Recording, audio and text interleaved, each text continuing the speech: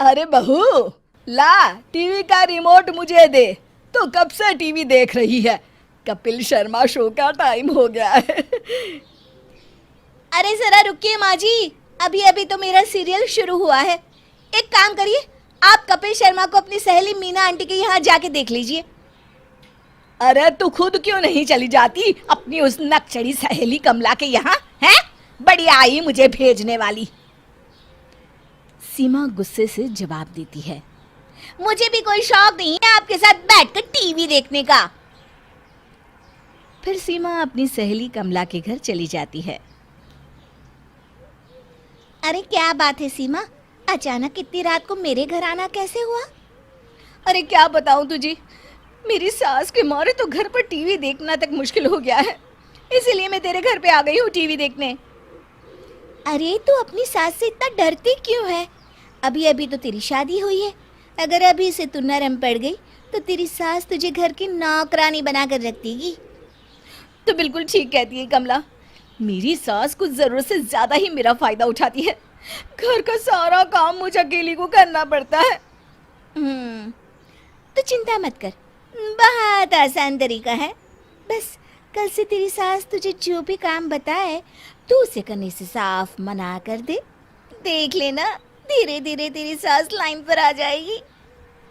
फिर अगले दिन से सीमा कमला की सिखाई हुई बातों को अपनाती है और अपनी सास से छोटी छोटी बातों पर झगड़ने लगती है। अरे बहू, सुबह से ये कपड़े बाथरूम में पड़े हैं, तूने अभी तक धोए क्यों नहीं? माँ जी, आज मेरी तबीयत ठीक नहीं है, आप धो लीजिए कपड़े। ऐसे भी मैं तो रोज धोती हूँ ना, घर का थोड़ा बहुत काम आप भी कर लिया कीजिए। अरे बड़ी बदतमीज है तू, बहू होके अपनी सास से कपड़े धुलवाएगी? ये तो इस घर में कभी भी नहीं हो सकता। सीमा चिढ़कर अपनी सास को जवाब देती है। तो ठीक है, कपड़े इसी तरह पड़े रहने दीजिए, मुझे कोई फर्क नहीं पड़ता। मैं चली अपने कमरे में। फिर अगले दिन। अरे सीमा, तुमने अभी तक मेरे कपड़े नहीं धोए, मैं ऑफिस क्या पहन कर जाऊंगा? सुनिए जी, मैं आपसे साफ साफ कह देती हूँ, अपनी माँ से कहिए कि घर के काम में मेरा हाथ बटाया करे, या फिर एक नौकरानी का इंतजाम कर दीजिए। मैं अकेले इस घर का सारा काम नहीं कर सकती। अपनी पत्नी का ये रूप देख सुरेश बिना कुछ कहे चुपचाप अपने ऑफिस चला जाता है। फिर उसी शाम। अरे बहू, रात के 8 बज गए हैं और अभी तक तूने खाना नहीं बनाया, तू आखिर कर क्या रही है? आज मेरा खाना बनाने का मूड नहीं है, आज खाना आप बना लीजिए या फिर रेस्टोरेंट से मंगा लीजिए ना। अरे बड़ी अजीब है तू, अगर मुझे ही खाना बनाना था तो तुझे क्यों बहू बनाकर अपने इस घर में लाई हूँ?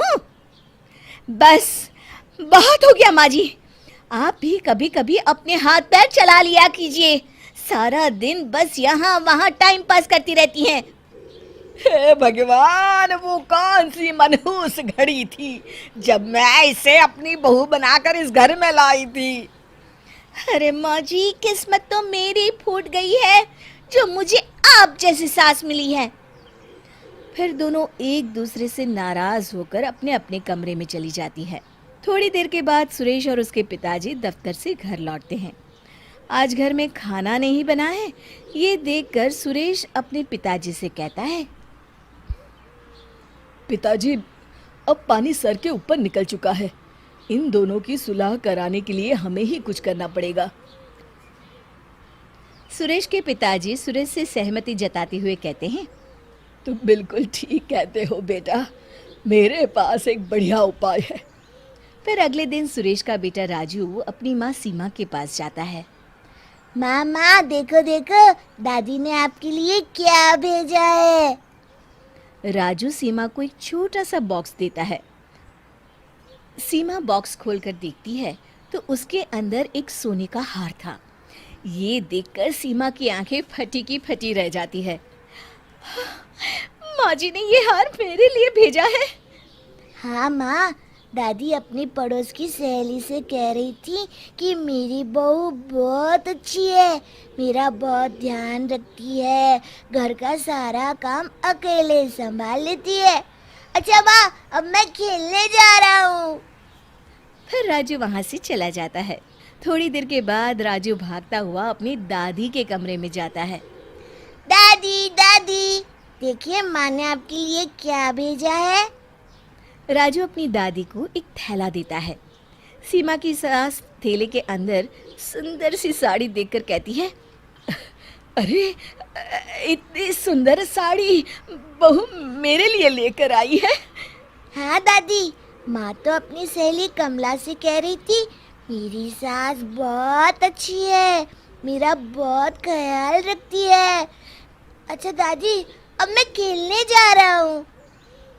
सीमा की सास तुरंत उठकर सीमा के कमरे में जाती हैं और सीमा से कहती हैं, अरे बहू मुझे माफ कर दे, मैंने तुझे समझने में बहुत बड़ी गलती कर दी। अरे माँ जी, ये आप क्या कह रही हैं? माफ़ी तो मुझे आपसे मांगनी चाहिए, आप तो मेरी माँ समान हैं। और फिर दोनों खुशी खुशी एक दूसरे के गले लग जाती हैं। सुरेश और उसके पिताजी थोड़ी दूर पर खड़े होकर मुस्कुराते हुए ये नज़ारा देख रहे होते हैं। शिक्षा, हमें अपने हर रिश्ते की अहमियत समझकर उसे सम्मान देना चाहिए।